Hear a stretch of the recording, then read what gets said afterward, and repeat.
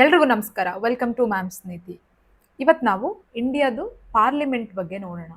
ಯಾಕಂತಂದರೆ ಪಾರ್ಲಿಮೆಂಟ್ ಮೇಲೆ ಎಲ್ಲ ಎಕ್ಸಾಮ್ಸಲ್ಲೂ ಕ್ವಶನ್ಸ್ ಆಗೋ ಸಾಧ್ಯತೆ ಹೆಚ್ಚಿರುತ್ತೆ. ಮ್ಯಾಕ್ಸಿಮಮ್ ಕ್ವಶನ್ಸು ಅಥವಾ ಪಾಲಿಟಿಯಲ್ಲಿ ಒಂದು ಕ್ವಶನ್ನು ಪಾರ್ಲಿಮೆಂಟಿಂದ ಬರೋದು ಖಂಡಿತವಾಗ್ಲೂ ಇರುತ್ತೆ. ಅದು ಡೈರೆಕ್ಟ್ ಕ್ವಶನ್ ಆಗಿರ್ಬೋದು ಅಥವಾ ಇಂಡೈರೆಕ್ಟ್ ಕ್ವಶನ್ ಆಗಿರ್ಬೋದು, irrespective of any exams like KS, PSI, group C and UPSC. So ಹಾಗಾಗಿ ನಾವು ನಮ್ಮ ಪಾರ್ಲಿಮೆಂಟ್ ಬಗ್ಗೆ ಎಷ್ಟು ತಿಳ್ಕೊಂಡಿರ್ತೀವಿ ಅನ್ನೋದು ತುಂಬ ಮುಖ್ಯ ಆಗುತ್ತೆ. ಸೊ ಮೊದಲನೇದಾಗಿ ಸ್ಟ್ರಕ್ಚರು, ಫಂಕ್ಷನ್ಸು, ಪವರ್ಸ್, ಕಾಂಪೋಸಿಷನ್ನು ಮತ್ತು ಕಾನ್ಸ್ಟಿಟ್ಯೂಷನಲ್ ಪ್ರಾವಿಷನ್ಸು ಇದೆಲ್ಲ ನಮಗೆ ಬೇಸಿಕ್ಕು ಗೊತ್ತಿರಲೇಬೇಕು. ಯಾಕಂತಂದರೆ ಅದು ಕೇವಲ ಒಬ್ಬ ಆಸ್ಪರೆಂಟಿಗೆ ಮಾತ್ರ ಅಲ್ಲ, ಒಬ್ಬ ಸಾಮಾನ್ಯ ಪ್ರಜೆಗೂ ಕೂಡ ಪಾರ್ಲಿಮೆಂಟ್ ಬಗ್ಗೆ ಸ್ವಲ್ಪ ಜ್ಞಾನ ಇರಲೇಬೇಕಾಗತ್ತೆ. ಈಗ ಪಾರ್ಲಿಮೆಂಟ್ದು ಸ್ಟ್ರಕ್ಚರ್ ಆರ್ಟಿಕಲ್ 79 ಏನು ಹೇಳುತ್ತೆ ಅಂದರೆ, ಪಾರ್ಲಿಮೆಂಟ್ ಕನ್ಸಿಸ್ಟ್ ಆಫ್ 3 ಕಾಂಪೊನೆಂಟ್ಸ್. ಯಾವ್ಯಾವುದು 3 components? President, Rajya Sabha and Lok Sabha. ಈ 3 ಕಾಂಪೊನೆಂಟು ಪಾರ್ಲಿಮೆಂಟಲ್ಲಿದೆ ಆ್ಯಂಡ್ ಈ 3 ಒಟ್ಟಿಗೆ ಕೆಲಸ ಮಾಡುತ್ತೆ. They work together as a one body. ಈ 3 ಪ್ರೆಸಿಡೆಂಟ್ ಆಗಿರ್ಬೋದು, ರಾಜ್ಯಸಭಾ ಆಗಿರ್ಬೋದು ಅಥವಾ ಲೋಕಸಭಾ ಆಗಿರ್ಬೋದು, ಈ 3 ಕಾಂಪೊನೆಂಟ್ಸು ಒಟ್ಟಿಗೆ ವರ್ಕ್ ಮಾಡೋದನ್ನ ಪಾರ್ಲಿಮೆಂಟ್ ಅಂತ ಕರಿತೀವಿ. ಅದು ಆರ್ಟಿಕಲ್ 79 ಆಫ್ ದ ಕಾನ್ಸ್ಟಿಟ್ಯೂಷನ್ದು ಆರ್ಟಿಕಲ್ 79ರಲ್ಲಿ ಮೆನ್ಷನ್ ಆಗಿದೆ. ಈಗ ಡೈರೆಕ್ಟ್ ಕ್ವಶನ್ಸು ಮುಂಚೆ ಎಕ್ಸಾಮ್ಸಲ್ಲಿ ಬರ್ತಾ ಇತ್ತು. ಕಂಪೋಸಿಷನ್ ಆಫ್ ದ ಪಾರ್ಲಿಮೆಂಟ್ ಅಥವಾ parliament consist of Rajya Sabha, president and Lok Sabha mentioned in which article ಅಂತ ಬರೋದು. ಇಲ್ಲ ಅಂದರೆ ಆರ್ಟಿಕಲ್ 79 ಏನು ಹೇಳುತ್ತೆ ಅಂತ ಬರ್ತಿತ್ತು. ಬಟ್ ಇವಾಗ ಆ ಥರ ಈಸಿ ಕ್ವಶನ್ಸ್ ಬರ್ತಾ ಇಲ್ಲ. ಬಟ್ ನಮಗೆ ಬೇಸಿಕ್ ಗೊತ್ತಿರಬೇಕು. ಪ್ರೆಸಿಡೆಂಟ್ ಆಫ್ ಇಂಡಿಯಾ ಯಾರು? ಪ್ರೆಸಿಡೆಂಟ್ ಆಫ್ ಇಂಡಿಯಾ ಅವರು ರಾಜ್ಯಸಭಾ ಮತ್ತು ಲೋಕಸಭಾದು ಮೆಂಬರ್ ಅಲ್ಲ, ಇಂಡೈರೆಕ್ಟ್ಲಿ ಎಲೆಕ್ಟ್ ಆಗಿರುವಂತಹ ಒಂದು nominal head of the state. State ಅಂದರೆ ಇಲ್ಲಿ ರಾಜ್ಯ, ರಾಷ್ಟ್ರ. Nominal head of the India ಅಥವಾ ನೇಷನ್, ಅದಕ್ಕೆ ಪ್ರೆಸಿಡೆಂಟ್. ಇನ್ನು ರಾಜ್ಯಸಭಾ ಅಂತ ಅಂದರೆ ಏನು? ಅಪ್ಪರ್ ಹೌಸ್ ಅಥವಾ ಮೇಲ್ಮನೆ ಅಥವಾ ಕೌನ್ಸಿಲ್ ಆಫ್ ಸ್ಟೇಟ್ಸ್. ಇದೊಂದು ಪರ್ಮನೆಂಟ್ ಬಾಡಿ. ಯಾಕಂತಂದರೆ ಇದಕ್ಕೆ ಡಿಸಲ್ಯೂಷನ್ ಅನ್ನೋದು ಇಲ್ಲ. ಒಂದ್ಸಲ ಫಾರ್ಮ್ ಆಗಿರೋದು, ಇಲ್ಲಿ ತನಕ ಯಾವತ್ತು ಡಿಸಲ್ಯೂಷನ್ ಆಗಿಲ್ಲ. ಆ್ಯಂಡ್ ಹಾಗಾಗಿ ಇದು ಪರ್ಮನೆಂಟ್ ಬಾಡಿ ಆಗುತ್ತೆ. ಇಲ್ಲಿ ಸ್ಟೇಟ್, ರಾಜ್ಯಸಭಾದಲ್ಲಿ ಸ್ಟೇಟ್ಸ್ ಮತ್ತು ಯೂನಿಯನ್ ಟೆರಿಟರಿನ ರೆಪ್ರೆಸೆಂಟ್ ಮಾಡುವಂತಹದ್ದು. ಸ್ಟೇಟಲ್ಲಿ ಸೆಲೆಕ್ಟ್ ಆಗಿರುವಂತಹ MLAs, ಯೂನಿಯನ್ ಟೆರಿಟರಿಯಲ್ಲಿ ಸೆಲೆಕ್ಟ್ ಆಗಿರುವಂಥ MLAs, ಇವರು ಒಬ್ಬ ವ್ಯಕ್ತಿನ, ಒಬ್ಬ ಅಂದರೆ ಯಾವ ಸ್ಟೇಟ್ಗೆ ಎಷ್ಟು ರಾಜ್ಯಸಭಾ ಸೀಟ್ಸ್ ಅಂತ ಇರುತ್ತೆ ಅಲ್ಲಿ ಅವರನ್ನ ಎಲೆಕ್ಟ್ ಮಾಡಿ ಕಳಿಸೋದು. ಇವರು ಯಾವುದೇ ರೀತಿಯ ಜನರಿಂದ ಎಲೆಕ್ಟ್ ಆದವರಲ್ಲ ರಾಜ್ಯಸಭಾ ಮೆಂಬರ್ಸ್. ಮತ್ತು ಇಲ್ಲಿ ನಾಮಿನೇಷನ್ ಕೂಡ ಪ್ರಾತಿನಿಧ್ಯ ಪಡ್ಕೊಳ್ಳುತ್ತೆ. Then comes Lok Sabha.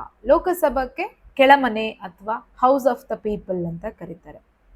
ಈಗ ನಮಗೆ ಗೊತ್ತೇ ಇದೆ, ನಮ್ಮ MPs, ನಮ್ಮ ಡಿಸ್ಟ್ರಿಕ್ಟ್ದು MPsನ ನಾವೇ ಸೆಲೆಕ್ಟ್ ಮಾಡ್ತೀವಿ. Citizen will select the MPs.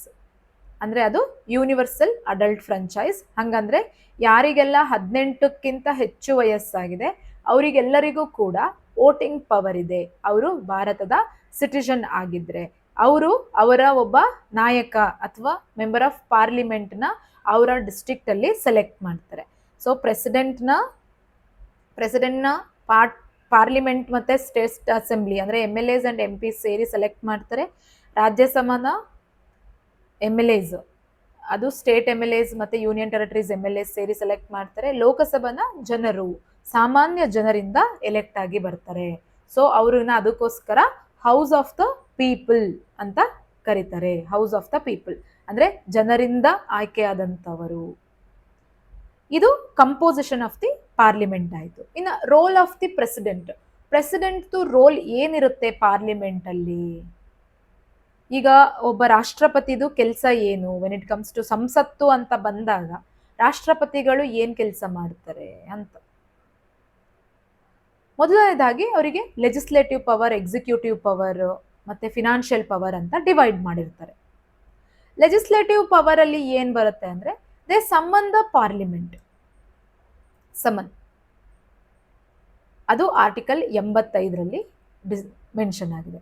ಆಮೇಲೆ ಅಡ್ರೆಸ್ ದ ಪಾರ್ಲಿಮೆಂಟ್, ಅವರು ಪ್ರತಿ ವರ್ಷದ ಮೊದಲ ಸಭೆ ಮತ್ತೆ ಜನರಲ್ ಎಲೆಕ್ಷನ್ ಆದಾಗ ಮೊದಲ ಸಭೆ, ಎವ್ರಿ ಇಯರ್ಸ್ ಫಸ್ಟ್ ಸೆಷನ್ ಮತ್ತೆ ಆಸ್ ಸೂನ್ ಆಸ್ ಎಲೆಕ್ಷನ್ ಆದಾಗ ಜನರಲ್ ಎಲೆಕ್ಷನ್ ಅಲ್ಲಿ ಫಸ್ಟ್ ಸೆಷನ್ ನ ಅಡ್ರೆಸ್ ಮಾಡ್ತಾರೆ.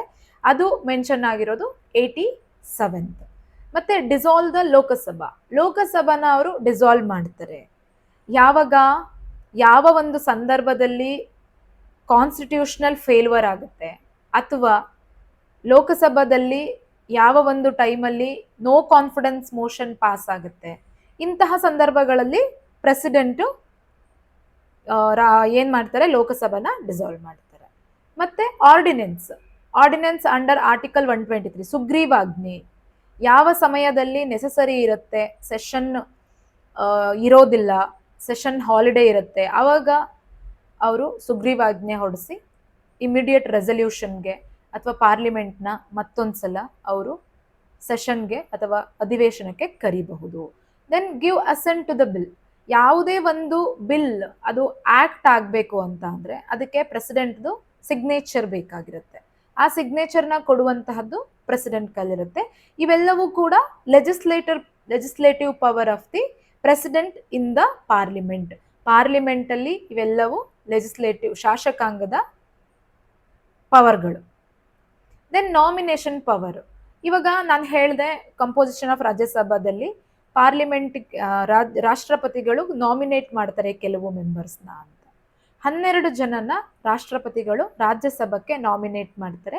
ಅದಕ್ಕೆ ಪರ್ಟಿಕ್ಯುಲರ್ ಆದಂತಹ ಒಂದು ಎಕ್ಸ್ಪರ್ಟ್ಸ್ ನ ಚೂಸ್ ಮಾಡ್ತಾರೆ. ಯಾವ್ಯಾವುದು ಅಂದ್ರೆ LASS ಅಂತ ನೆನ್ಪಿಟ್ಕೊಳ್ಳಿ. LASS, L ಅಂದ್ರೆ ಲಿಟರೇಚರ್, A ಅಂದ್ರೆ ಆರ್ಟ್ಸ್, S ಅಂದ್ರೆ ಸೈನ್ಸ್, ಇನ್ನೊಂದು S ಅಂದ್ರೆ ಸೋಷಿಯಲ್ ಸೈನ್ಸ್.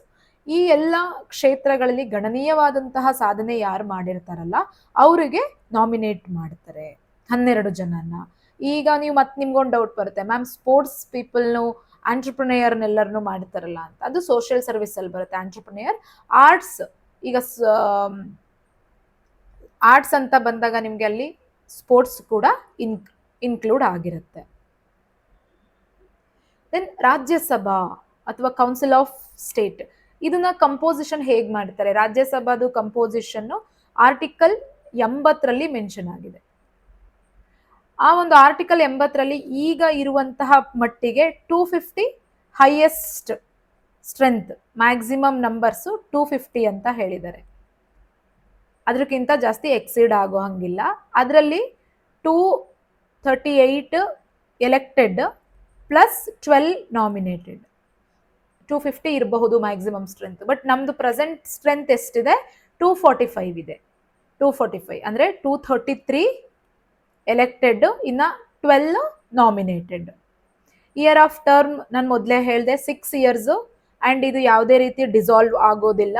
ಒನ್ ಥಿಂಗ್, ಇವರೇ ಇರ್ತಾರ ಕೊನೆ ತನಕ ಅನ್ನೋದು ಒಂದು ಡೌಟ್ ಬರುತ್ತೆ. ಈಗ ಡಿಸಾಲ್ವೇ ಆಗಲ್ಲ ಅಂತ ಅಂದ್ರೆ ಒಂದ್ಸಲ ಎಲೆಕ್ಟ್ ಆದವರು ಅವ್ರು ಇಲ್ಲ, every 2 years 1/3 of the members retired ಆಗ್ತಾರೆ. 1/3 ಆಫ್ ದಿ ಮೆಂಬರ್ಸ್. ಸೊ ಹೊಸ ಮೆಂಬರ್ಸ್ನ ಸೆಲೆಕ್ಟ್ ಆಗ್ತಾರೆ ಅಥವಾ ಅವರೇ ರೀಎಲೆಕ್ಟು ಆಗ್ಬೋದು. But every 2 years 1/3 members retired ಆಗ್ತಾ ಇರ್ತಾರೆ. ಬಟ್ ಈ ಒಂದು ಬಾಡಿ ಡಿಸಾಲ್ವ್ ಆಗೋದಿಲ್ಲ, ರಾಜ್ಯಸಭಾ ಅನ್ನುವಂಥದ್ದು ಡಿಸಾಲ್ವ್ ಆಗೋದಿಲ್ಲ.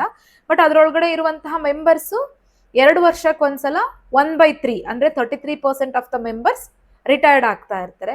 ಹೊಸೊಬ್ರು ಎಲೆಕ್ಟ್ ಆಗ್ಬೋದು, ಇಲ್ಲ ಅವರೇ ರೀಎಲೆಕ್ಟ್ ಆಗ್ಬೋದು. ಮಿನಿಮಮ್ ಏಜ್ ಎಷ್ಟಿರಬೇಕು ರಾಜ್ಯಸಭಾ ಮೆಂಬರ್ ಆಗಬೇಕು ಅಂದ್ರೆ 30 ವರ್ಷಗಳು.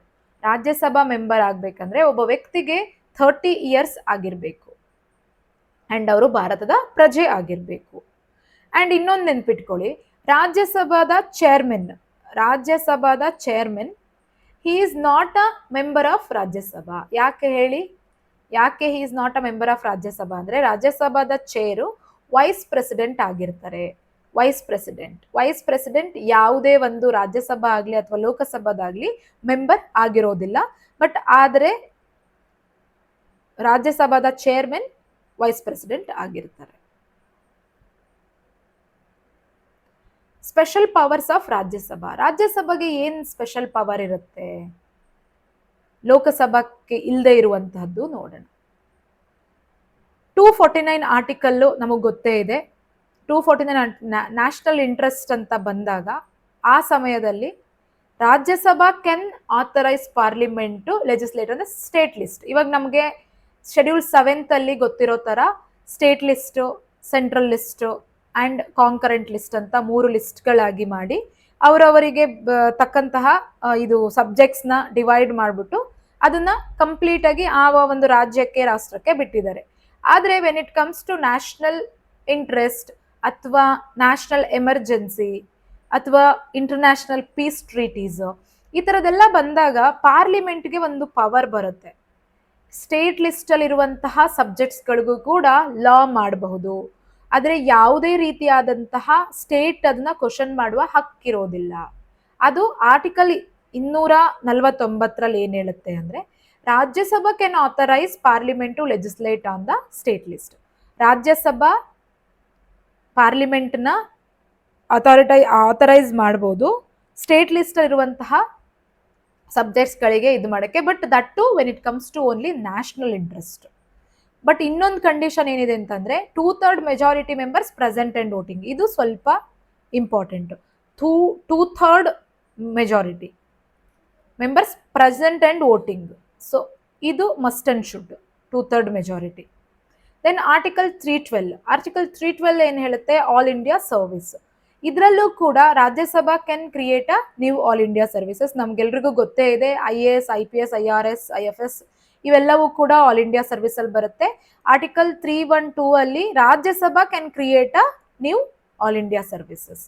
Then removal of vice president ನ ರಿಮೂವಲ್ ಮಾಡೋದು, ಇನಿಷಿಯೇಟ್ ಮಾಡುವಂತಹದ್ದು ರಾಜ್ಯಸಭಾ. ರಾಜ್ಯಸಭಾ ಏನಾದ್ರೂ ವೈಸ್ ಪ್ರೆಸಿಡೆಂಟ್ ನ ರಿಮೂವಲ್ ಮಾಡಕ್ಕೆ ಇನಿಷಿಯೇಟ್ ಮಾಡಿದ್ರೆ ರೆಸೊಲ್ಯೂಷನ್ ನ, Lok Sabha must ಎಗ್ರಿ. And this is the exclusively ರಾಜ್ಯಸಭಾದಲ್ಲೇ initiate ಆಗಬೇಕು, ಲೋಕಸಭಾದಲ್ಲ. ಇದು ನೆನ್ಪಿಟ್ಕೊಳ್ಳಿ. ಈಗ ನಿಮ್ಗೆ ಎಕ್ಸಾಮ್ ಅಲ್ಲಿ ಕೇಳ್ಬೋದು, ವೈಸ್ ಪ್ರೆಸಿಡೆಂಟ್ ರಿಮೂವಲ್ ನ ಎಲ್ಲಿ ಮಾಡಬಹುದು ಅಂತ. Vice president removal has to be done in Rajya Sabha. Initiative ರಾಜ್ಯಸಭಾದಲ್ಲಿ ಆಗ್ಬೇಕು. ರಾಜ್ಯಸಭಾದಲ್ಲಿ ಇನಿಷಿಯೇಟ್ ಆಗಿದ್ದನ್ನ Lok Sabha must give the assent. ಅವರು ಅದನ್ನ ಬೇಡ ಅನ್ನೋ ಹಂಗಿಲ್ಲ. ಸೊ ಇವು 3 ಸ್ಪೆಷಲ್ ಪವರ್ಸ್ ಆಫ್ ರಾಜ್ಯಸಭಾದು ಸ್ಪೆಷಲ್ ಪವರ್. ಇನ್ನ ಲೋಕಸಭಾ, ರಾಜ್ಯಸಭಾ 80, ಲೋಕಸಭಾ 81 ಕಂಪೋಸಿಷನ್. ಎಷ್ಟು ಜನ ಮ್ಯಾಕ್ಸಿಮಮ್ ಮೆಂಬರ್ ಇರ್ತಾರೆ ಇದರಲ್ಲಿ? 552 ಈಗಿರೋದು. ಬಟ್ ಡಿಲಿಮಿಟೇಷನ್ ಅಲ್ಲಿ ಮತ್ತೆ ಅದು ಜಾಸ್ತಿ ಆಗುವ ಸಾಧ್ಯತೆ ಇರುತ್ತೆ. ಎಟ್ ಪ್ರೆಸೆಂಟ್ ಇಂಡಿಯಾದಲ್ಲಿ 543 MPs ಇದ್ದಾರೆ, 543s. ಅದರಲ್ಲಿ ಮುಂಚೆ ಏನಿತ್ತು, 2 ಆಂಗ್ಲೋ ಇಂಡಿಯನ್ಸ್ ನ ನಾಮಿನೇಟ್ ಮಾಡೋದಿತ್ತು.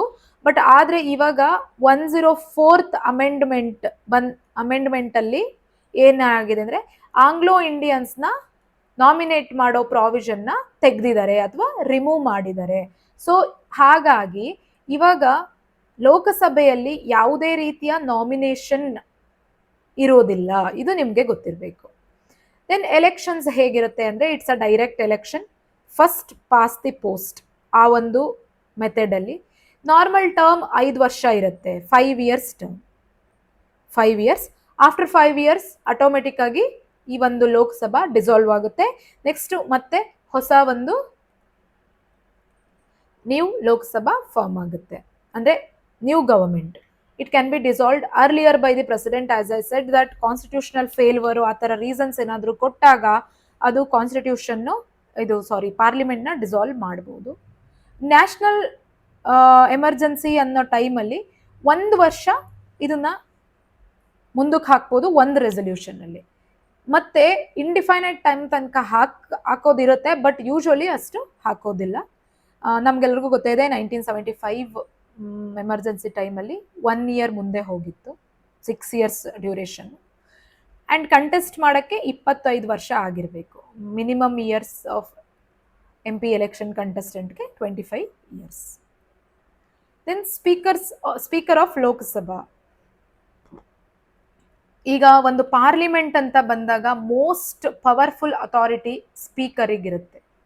ಸ್ಪೀಕರ್ ಯಾಕಂತಂದ್ರೆ ಯಾವುದೇ ಒಂದು ಬಿಲ್ ಅದು ಮನಿ ಬಿಲ್ ಹೌದೋ ಅಲ್ವೋ ಅನ್ನುವಂತಹ ಒಂದು ಡಿಸಿಷನ್ ತಗೊಳ್ಳೋದು ಸ್ಪೀಕರ್ ಆಗಿರ್ತಾರೆ.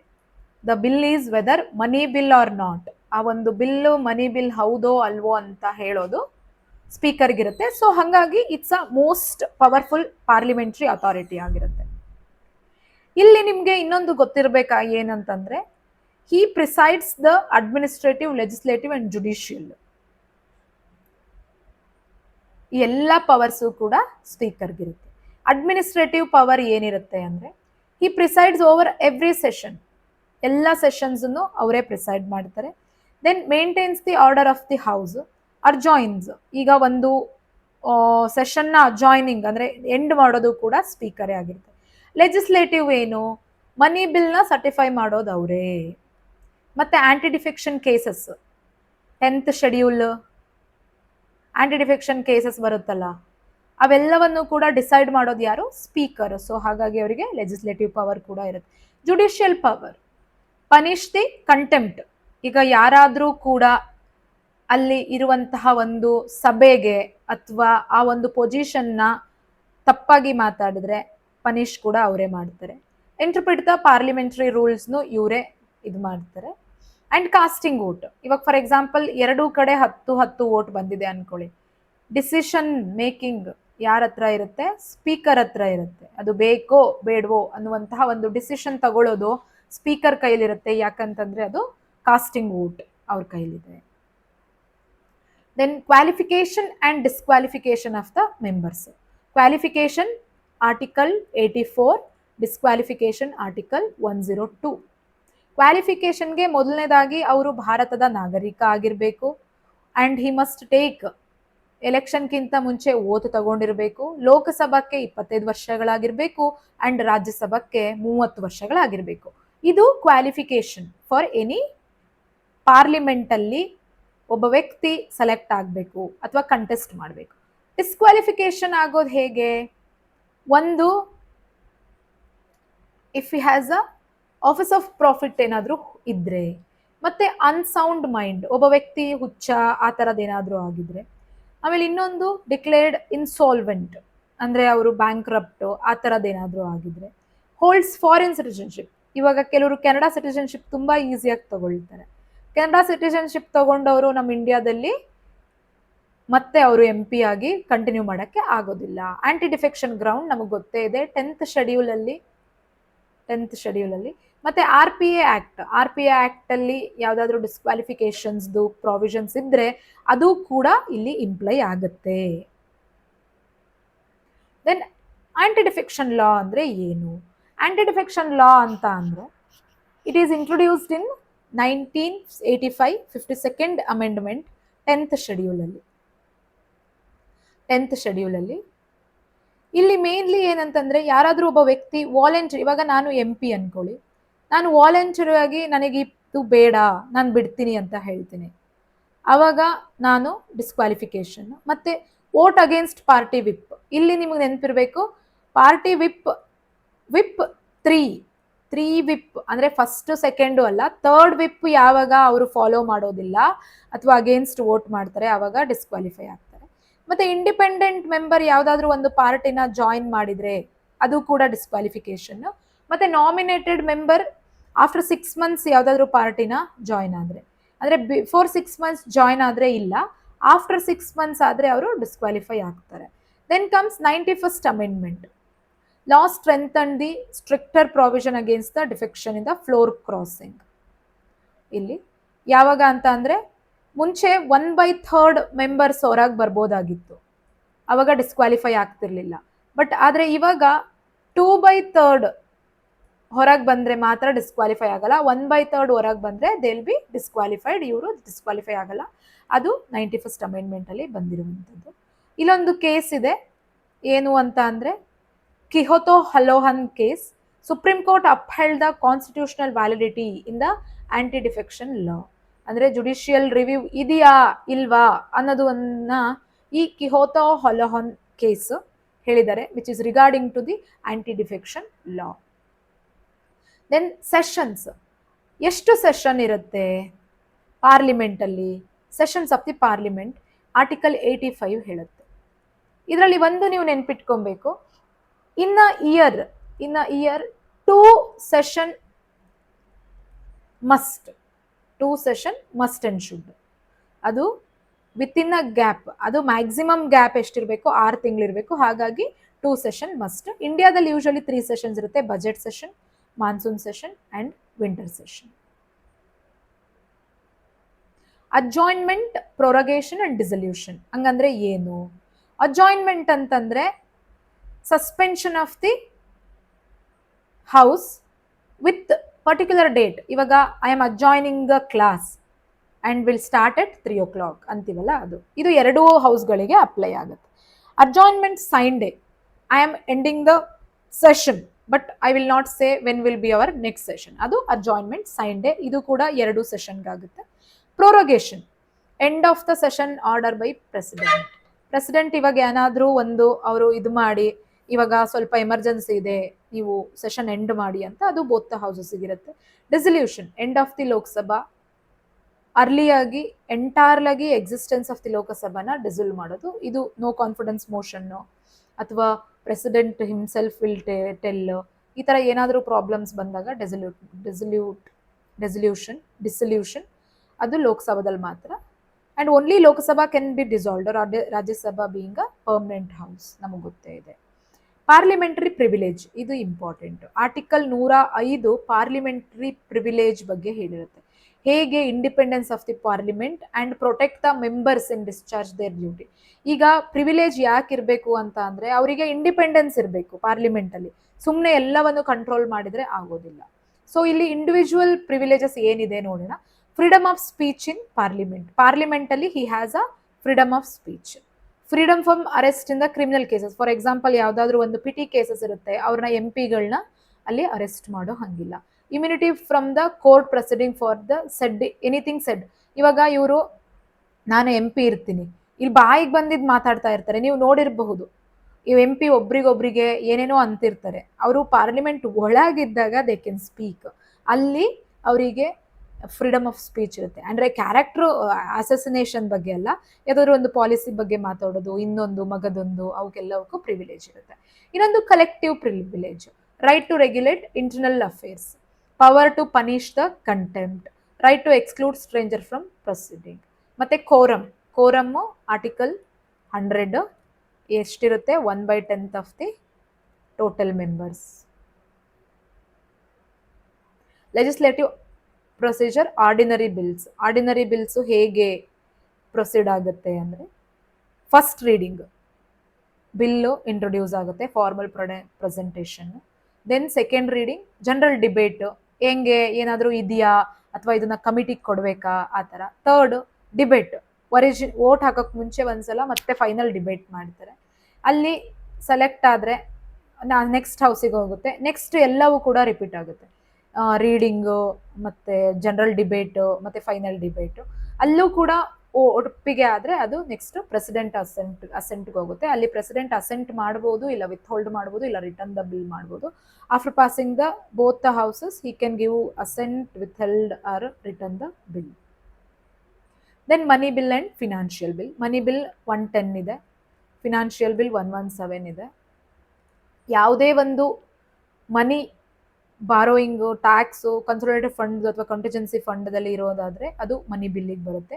ಇದು ಒಂದು ನೆನಪಿರಲಿ, ಇದು ಕೇವಲ ಲೋಕಸಭೆಯಲ್ಲಿ ಮಾತ್ರ ಇಂಟ್ರೊಡ್ಯೂಸ್ ಆಗುವಂಥದ್ದು ಕೇವಲ ಲೋಕಸಭೆಯಲ್ಲಿ. ಸರ್ಟಿಫೈ ಯಾರು ಮಾಡಬೇಕು? ಸ್ಪೀಕರ್ ಮಾತ್ರ ಸರ್ಟಿಫೈ ಮಾಡಬೇಕು. Rajya Sabha has only advisory role. 14 ದಿನದಲ್ಲಿ ಅವರು ಏನಾದ್ರು ಅಡ್ವೈಸ್ ಮಾಡ್ಬೋದು. If they don't say anything, ಅಥವಾ ಅವ್ರು ಹೇಳಿದ್ದು ಲೋಕಸಭಾ ಅಕ್ಸೆಪ್ಟ್ ಮಾಡ್ಬೇಕಂತಲೇ ಏನಿಲ್ಲ. ದೆನ್ ಇನ್ನೊಂದೇನಂತಂದರೆ, cannot be returned by president. ಯಾಕೆ ಇದು cannot be returned by president ಅಂದರೆ, ಪ್ರಿಯರ್ ರೆಕಮೆಂಡೇಶನ್ ಇರುತ್ತೆ. ಯಾರ್ದು? ಪ್ರೆಸಿಡೆಂಟ್ಗೆ ಮನಿ ಬಿಲ್ನ ಪಾಸ್ ಮಾಡೋಕೆ ಮುಂಚೆನೇ ಅದು ಪ್ರಿಯರ್ ರೆಕಮೆಂಡೇಶನಿಗೆ ಹೋಗಿರುತ್ತೆ. ಆ್ಯಂಡ್ ಫಿನಾನ್ಷಿಯಲ್ ಬಿಲ್ 2 ಟೈಪ್ ಇದೆ, ಒಂದು 117 ಕ್ಲಾಸ್ 1, ಇನ್ನೊಂದು 117 ಕ್ಲಾಸ್ 3. ಇದು ಸಿಮಿಲರ್ ಟು ಮನಿ ಬಿಲ್ ಇರುತ್ತೆ, 11 class 1 type 1, but money provision ಇರೋದಿಲ್ಲ. ಮತ್ತೆ ಇನ್ನೊಂದೇನಂತಂದರೆ, ಟೈಪ್ 2ಗೆ ಪ್ರೆಸಿಡೆಂಟ್ ರೆಕಮೆಂಡೇಶನ್ ಬಿಫೋರ್ ಇದಕ್ಕೆ ಇರುತ್ತೆ ರೆಕಮೆಂಡೇಶನ್. ಆ್ಯಂಡ್ ಇನ್ನೊಂದೇನು, ಆಧಾರ್ ಕೇಸಲ್ಲಿ ಇದನ್ನ ಮನಿ ಬಿಲ್ ಅಂತ ಹೇಳಿ ಕನ್ಸಿಡರ್ ಮಾಡಿದ್ರು. Though it does not have any money concern ಇಲ್ಲದೆ ಇದ್ರೂ ಕೂಡ ಆಧಾರ್ ಕೇಸ್ನ 2018 ಮನಿ ಬಿಲ್ ಅಂತ ಪಾಸ್ ಮಾಡಿದ್ರು. ಸೊ ಅದು ನಿಮಗೆ ಒಂದು ಗೊತ್ತಿರಲಿ. Then budget procedure. ಇನ್ನೊಂದು ನೆನಪಿರಲಿ, ಬಜೆಟ್ ಅನ್ನುವಂತಹ ವರ್ಡ್ ಕಾನ್ಸ್ಟಿಟ್ಯೂಷನಲ್ಲಿ ಎಲ್ಲೂ ಮೆನ್ಷನ್ ಆಗಿಲ್ಲ. ಅದಕ್ಕೆ ಆ್ಯನ್ಯುವಲ್ ಫಿನಾನ್ಷಿಯಲ್ ಸ್ಟೇಟ್ಮೆಂಟ್ ಅಂತ ಹೇಳಿದ್ದಾರೆ. ಸ್ಟೇಟ್ಮೆಂಟ್ ಅಂತ ಅದು ಆರ್ಟಿಕಲ್ 112 ಅಲ್ಲಿ ಬರುತ್ತೆ. ಇದರಲ್ಲಿ 6 ಸ್ಟೇಜಸ್ ಇದೆ. ಏನು? First budget presentation, then general discussion, department committees, demand for the grants, appropriation bill, finance bill. Budget finance ಬಿಲ್ಲ ಅಥವಾ ಇದು ಅಂತ ಕೇಳಿದಾಗ ನಿಮಗೆ ಗೊತ್ತಿರಲಿ, ಇದು ಫಿನಾನ್ಸ್ ಬಿಲ್ಲಲ್ಲಿ ಬರುತ್ತೆ budget. Okay. Then policy cut. Policy cut ಅಂದರೆ ಏನು? There are cut motions. Policy cut, economic cut and token cut. Policy cut ಅಂದರೆ reduce the demand to ₹1 cut ಮಾಡೋದು. ಸೊ ಅಂದರೆ ಯಾವುದೇ ರೀತಿಯಾದಂತಹ ಒಂದು, ಈಗ ನಾನೊಂದು 1000 ಕೋಟಿ ಅಥವಾ 10,000 ರೂಪೀಸ್ ಕೇಳ್ತೀನಿ, ಅದನ್ನ 1ಕ್ಕೆ ಮಾಡೋದು, ಅಲ್ಲಿ policy cut. Then economic cut. ಈಗ ನಾನು 10,000 ಕೇಳಿರ್ತೀನಿ, ಅವರು ಅಲ್ಲಿ ನನಗೆ 9,000 ಕೊಡುವಂಥದ್ದು, reduces the specific expenditure. Then token cut, reduce the demand by, ಈಗ ನಾನು 10,000 ಕೇಳಿರ್ತೀನಿ, ಅವರು ಅಲ್ಲಿ -1,000 ಮಾಡೋದು, ಅಲ್ಲ 100 ಮಾಡೋದು, ಅದು token cut. Then parliamentary committees. Parliamentary ಕಮಿಟೀಸಲ್ಲಿ ಮೇನ್ಲಿ ಅಡಾಕ್ ಸ್ಟ್ಯಾಂಡಿಂಗ್ ಕಮಿಟೀಸ್ ಮತ್ತು ಅಡಾಕ್ ಕಮಿಟೀಸ್ ಅಂತ ಬರುತ್ತೆ. Standing committees and ad hoc committees. Standing ಕಮಿಟಿಯಲ್ಲಿ ಮೇನ್ಲಿ ನಿಮಗೆ ಪರ್ಮನೆಂಟ್ ಕಮಿಟೀಸ್ ಇವು.